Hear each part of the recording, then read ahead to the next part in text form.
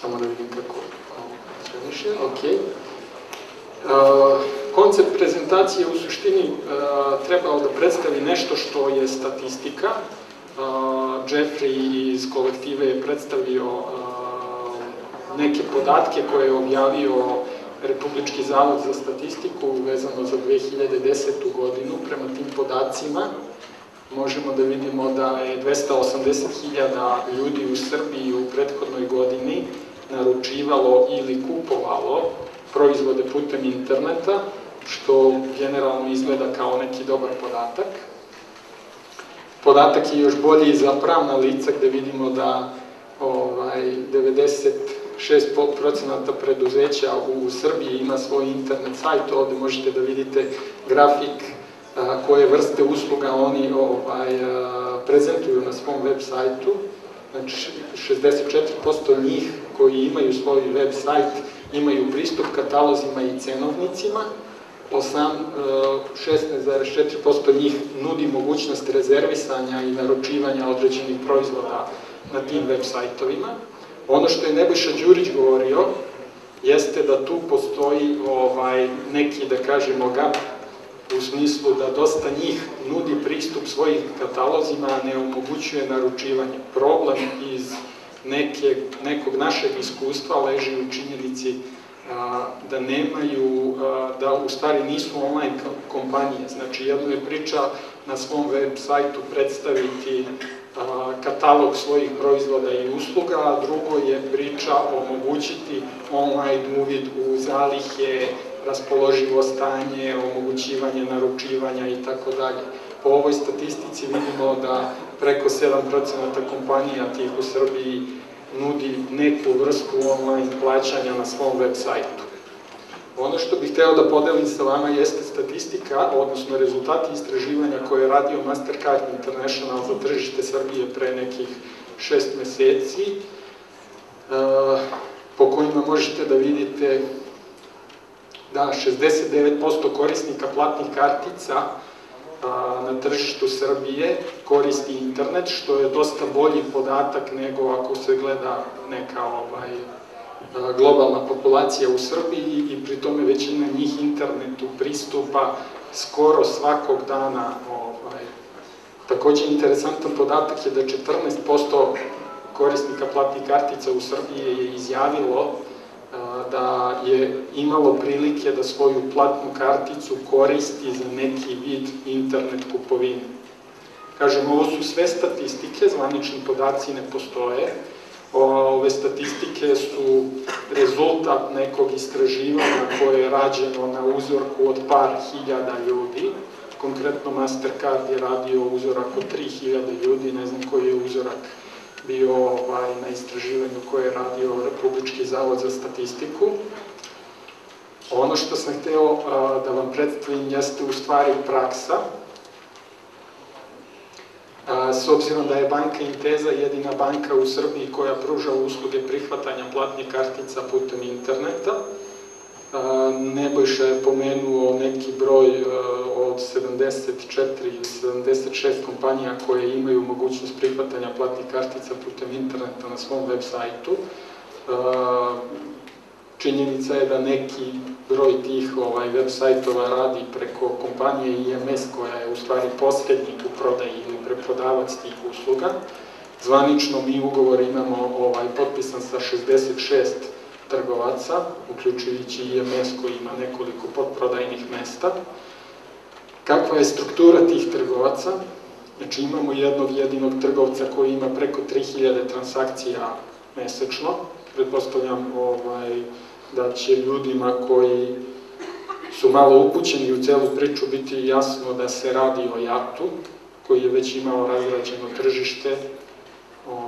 Postoji 6 kompanija koji imaju broj transakcija između 500 i 1000 na mesečnom nivou. Sada ne prolazim kroz celu ovu tabelu, imate prilike da je vidite.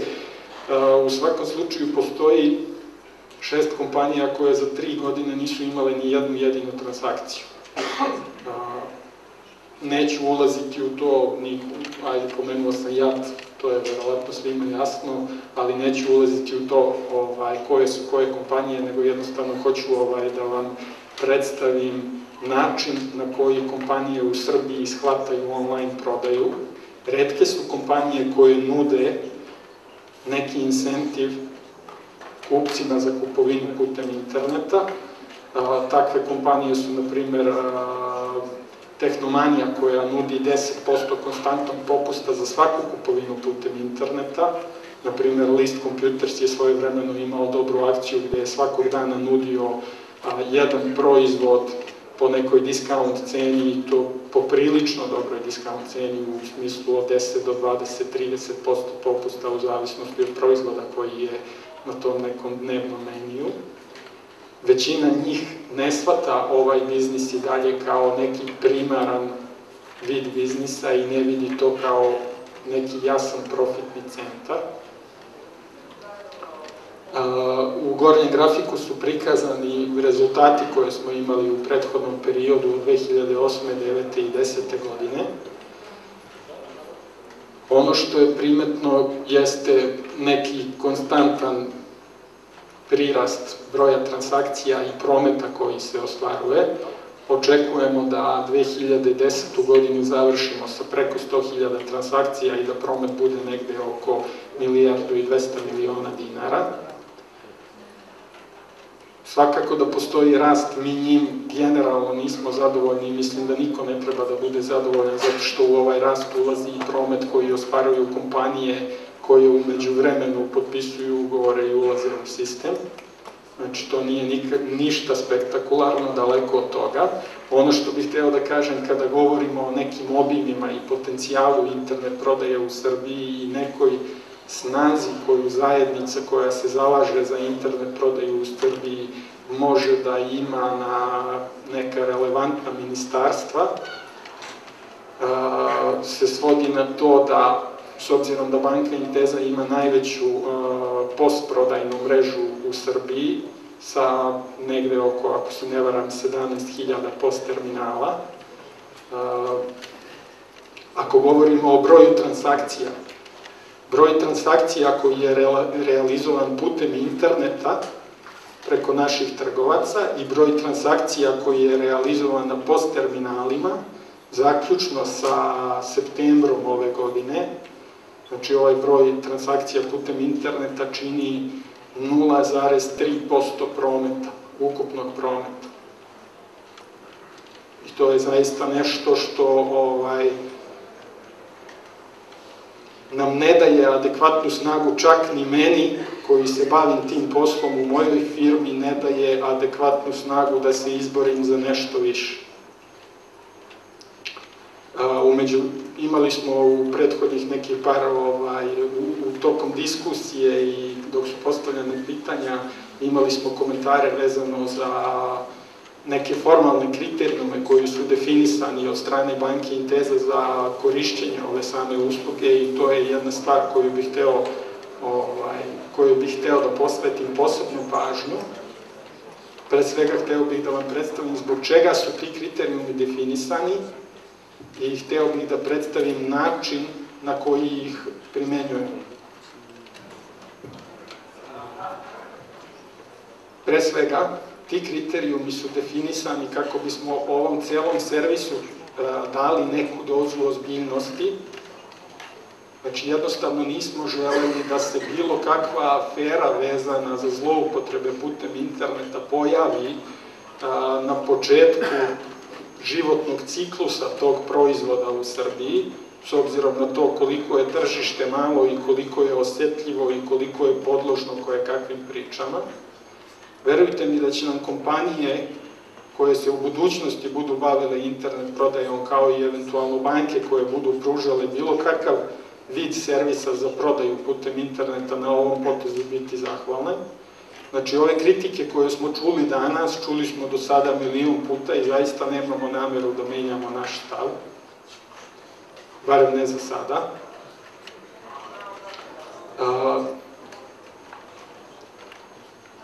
Navešću vam samo primer nekih zemalja iz okruženja, konkretno evo Hrvatske, gde je veoma jednostavno, veoma brzo doći do licence za prihvatanje platnih kartica putem interneta, znači odete u banku, potpišete ugovor, Oni su prošlog meseca imali jako veliku aferu vezano za dve kompanije koje su imale nekoliko web shopova koji su pružali usluge online gamblinga. Cena toga se plaća kroz veliki broj reklamacije, kroz veliki broj izgubljenih transakcija, kroz kompromitaciju cele usluge. I to je nešto sa čime se oni sada suočavaju. Sa druge strane, način na koji primenjujemo ove kriterijume, evo sad možete pogledati spisak tih kriterijuma, evo pođemo od svakog pojedinačnog. Pravno lice ili pravno lice je osnivač ostvaren prihod od 500.000 eura u prethodnoj godini. Ako pogledate referentnu listu naših trgovaca, sigurno ćete vidjeti veliki broj njih koji nemaju ostvaren prvi od ovih kriterijuma. Drugi kriterijum, da su ostvarili neto dobit u prethodnoj godini poslovanja. Železnice Srbije prodaju karte preko nas, Železnice Srbije otkad postoje, verovatno nisu imale neto dobit u prethodnoj godini. I tako dalje. Znači, ono što hoću da vam kažem, ti formalni kriterijumi postoje iz razloga što su formalni i što nama omogućavaju da balansiramo naše resurse, s obzirom da ih nemamo dovoljno, i kao što sam rekao na početku, da damo neku ozbiljnost celoj toj priči. Iz tog razloga pozivam sve kompanije koje imaju jasan biznis case, koje imaju jasan biznis plan da nas kontaktiraju, s obzirom da postoji procedura kako možemo da pružimo uslugu kompanijama koje ne ispunjavaju ove kriterijume. I mi smo to u startu predvideli. Znači, svako ko ima određeni potencijal, sa njima smo voljni da ostvarimo određenu saradnju. Cena usluge, to je već nešto drugo i to u svakom slučaju ne bih komentarisao ovom prilikom.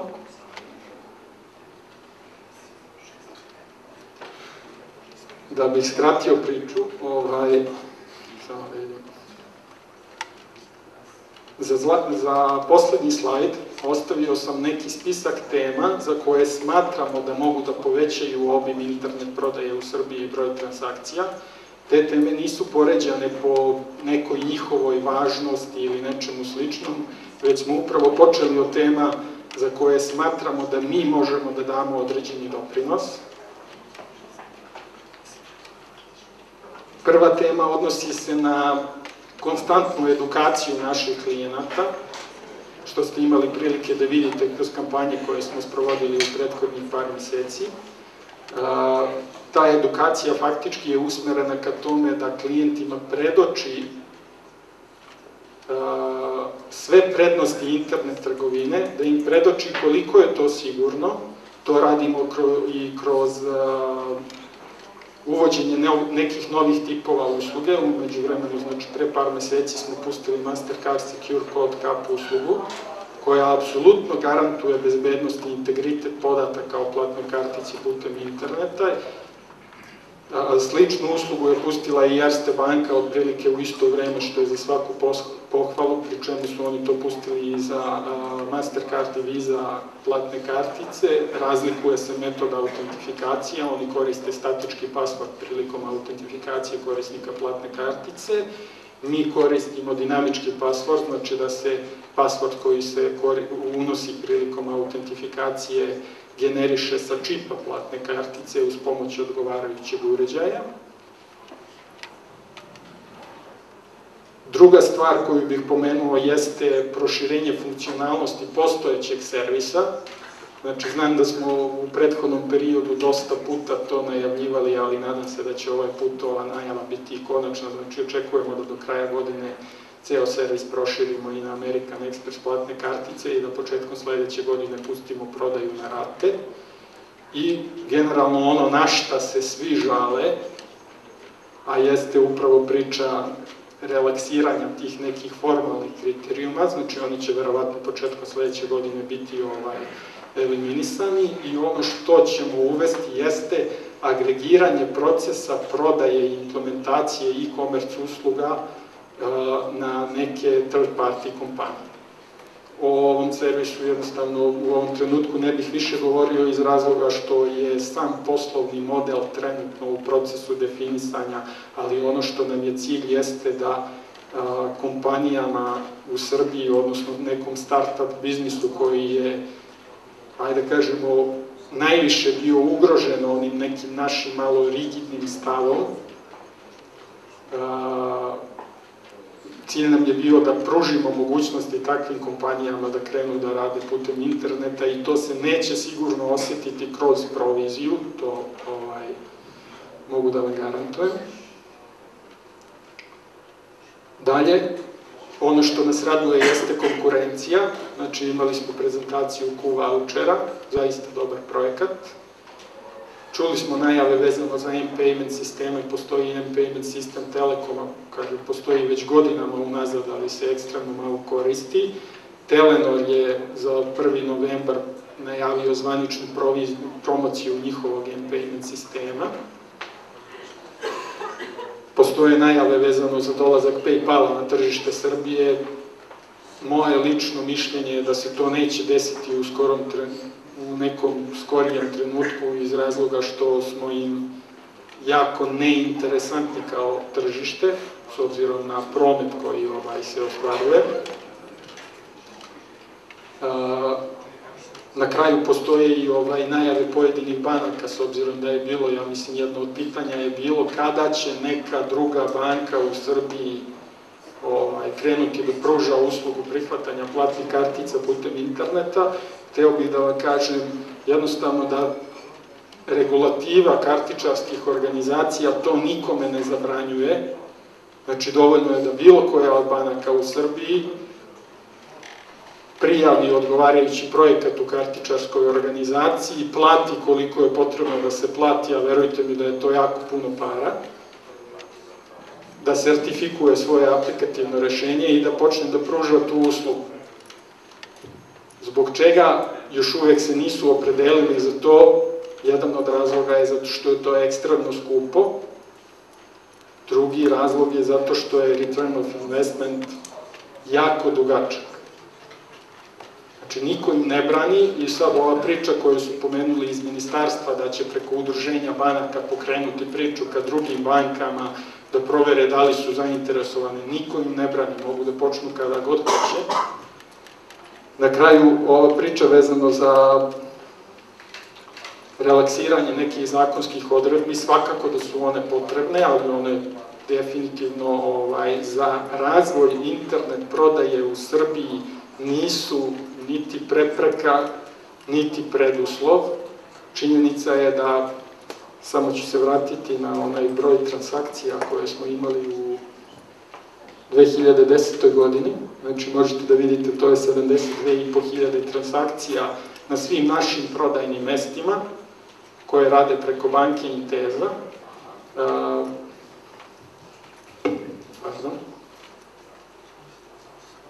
72.500 transakcija zaključno sa septembrom, a zaključno sa istim tim periodom platne kartice izdate od strane, samo izdate od strane banke Inteza su napravile preko 200.000 transakcija na internetu, što znači da je veći broj tih transakcija bio na nekim stranim prodajnim mestima, sa nekim prometom u vrednosti od preko 1 milijardu dinara. Znači, to su podaci kojima mi raspolažemo. Zbog čega se i dalje veći promet odvija na stranim prodajnim mestima, verovatno leži sa jedne strane i u nekim povoljnostima koje se nude ili ne nude na domaćim prodajnim mestima. Ili ih možda nema u dovoljnoj meri.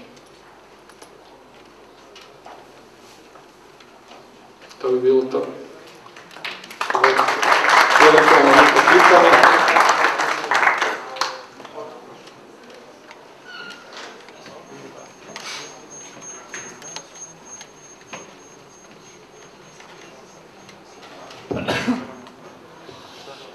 Dobro večer. Hteli ste da obiđete temu oko marži, odnosno provizije koje banka traži, koja je sad negde standardna oko 5%, tako, ako se ne varam. Ja mislim da je trenutno start-up provizija negde oko 4,2%. Postoji mogućnost da možda neka od kompanija i dalje ima 5%, ali verovatno je to priča vezana za to da možda ne vodimo dovoljno brige o našim klijentima i toga sam svestan. Ako ima neko ko ima 5%, može da mi se javi pa ćemo da završimo. Odlično. Daću vam moju vizit kartu pa ćemo da završimo od sledeće nedelje. Od 4,2%. 4,2% je startup, ali ono što hoću da kažem jeste da se jako puno pažnje posvećuje biznis planu i potencijalu, u smislu da je to nešto što je, kažem, startup, a u zavisnosti od toga kakva je kompanija i kakav potencijal ima, definiše se naš.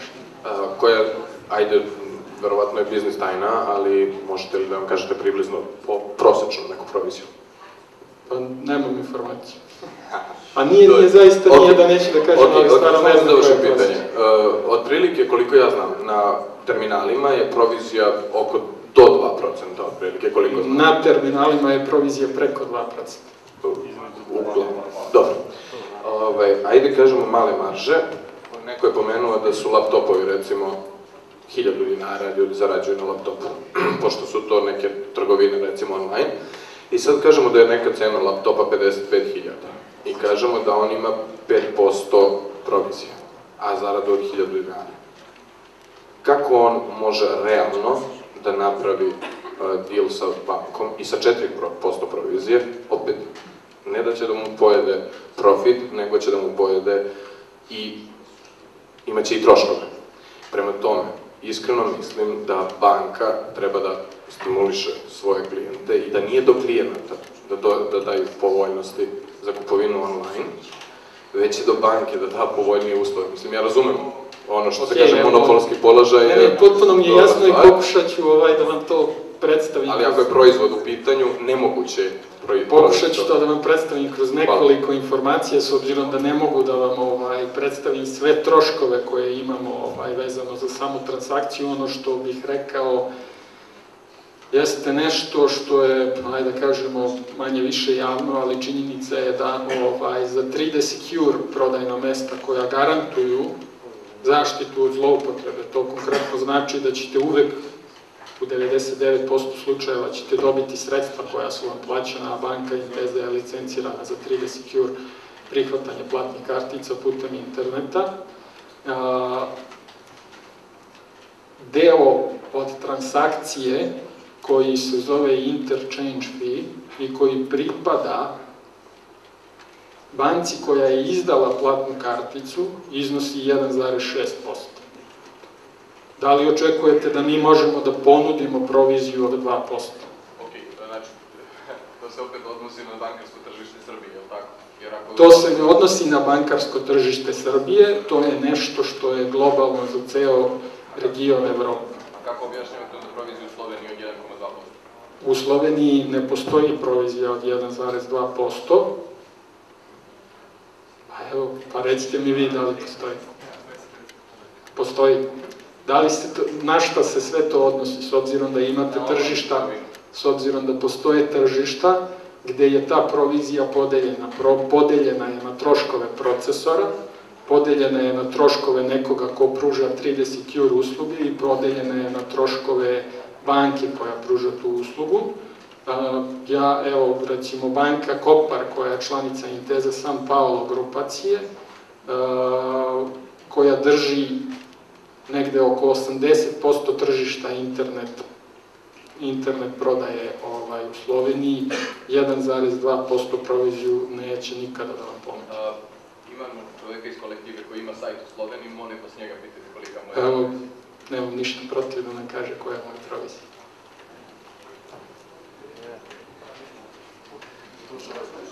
Zaista te stvari ne mogu da komentarišem, ja vam govorim na osnovu onoga što ja kažem. Sad ja ne mogu vama da predstavim ovde slajd koji će prikazati cenovnik Mastercarda ili Vize ili nešto slično. Garantujem vam da proviziju od 1,2% nećete dobiti ni u Americi, koja je najjeftinija zemlja što se tiče internet acquiringa, s obzirom da za njih, s obzirom da imaju jako veliki obim, ne važe gomila pravila i gomila cenovnih razreda i tako dalje, to kod njih ne važi. Oni imaju neke specijalne uslove, ali da vam garantujem da tu proviziju nećete dobiti ni u Americi, a u Evropi ako nađete banku koja će vam ponuditi proviziju od 1,2%, mi smo voljni da radimo preko nje.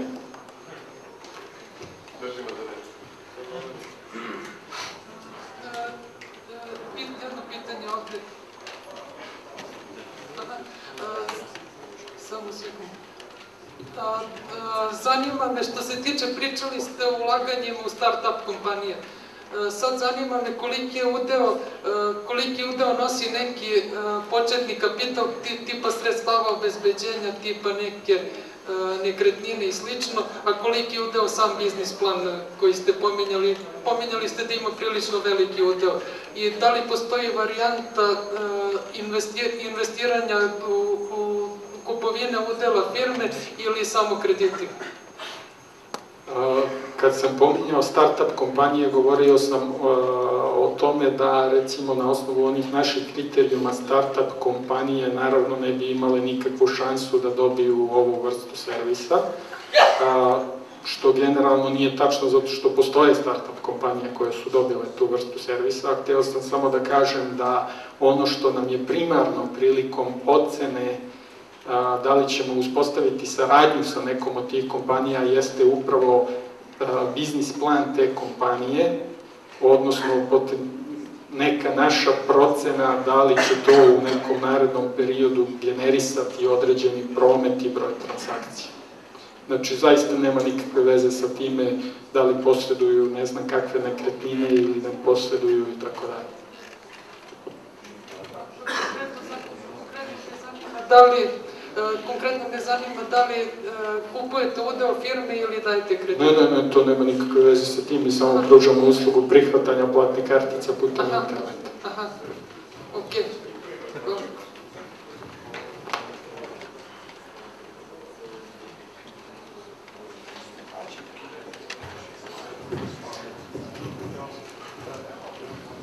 Aleksandar Udrelija, Vision Shop.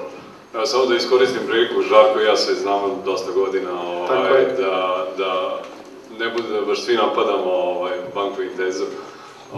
Samo da potvrdim auditorijumu da je moja firma, iako nema prometa od 40 miliona dinara godišnje, dobila zeleno svetlo od banke Intesa za viza procesiranje. Ako, nadam se da nije problem što sam iznao ovaj podatak. Ne, naravno, pa ja sam to inače rekao. Da ne bude, znači da, dobili smo zeleno svetlo i da nemamo, nažalost, još uvijek toliko promet. Viza procesiranje sam rešio preko podprovajdera zbog nekih drugih razloga, ali u principu da, dobili smo zeleno svetlo i nemamo taj promet. Tako da taj prvi kriterijum, eto, mogu da potvrdim. Kažem, nijedan od ovih kriterijuma nije nešto što je zakucano, znači većina kompanija se bavi tim kriterijuma umesto da se bavi svojim biznisom i umesto da nas kontaktiraju i pokušaju da naprave saradnju sa nama. Ako nema više pitanja, hvala na pažnji.